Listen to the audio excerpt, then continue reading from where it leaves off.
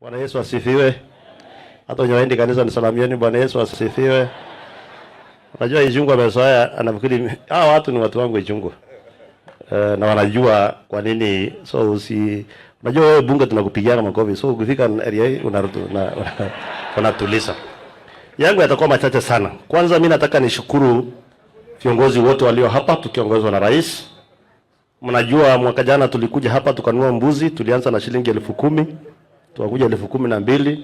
Mwaka jana tulikuwa 13,000, leo tuko 15,000.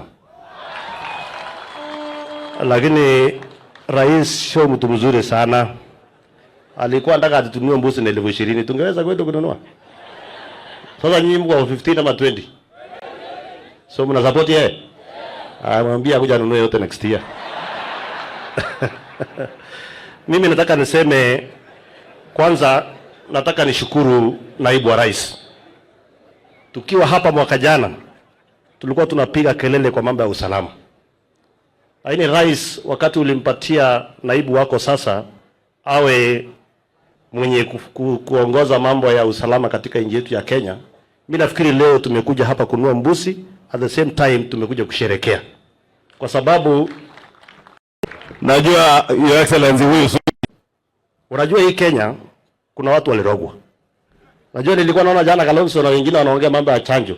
Kama binadamu anachanjiwa, anakuwa anapewa vaccinatiwa, ikuje ng'ombe na mbuzi. Kwani imeanza leo ama jana? Mimi nataka niulize Kalonzo kwanza, wewe uko na ng'ombe ngapi? Ama uko na mbuzi ngapi? Sasa zingine tuache siasa ya upuzi. Tufanye siasa mali siasa iko. Tusaidie watu wetu mali mambo iko vizuri. Unajua nilikuwa nauliza hata wale bishops na wale watu wengine.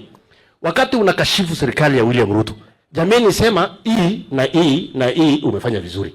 Hii na hii ndio bado.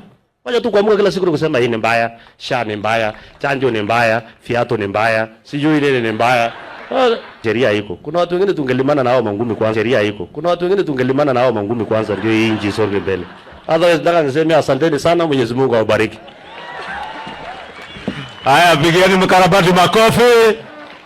Najua Your Excellency huyu Sudi ananisomea hapa. Unajua bunge huwa anamwambia wakati tunaongea Kiingereza kaa kando. Alafu mimi naendesha hiyo ya Kiingereza. Sasa yeye amepata mahali ya kunilima. Nataka nimkaribishe kiongozi wa wengi kwa bunge la Senate, Mheshimiwa Aaron Cheruiyot, Senator Aaron Cheruiyot.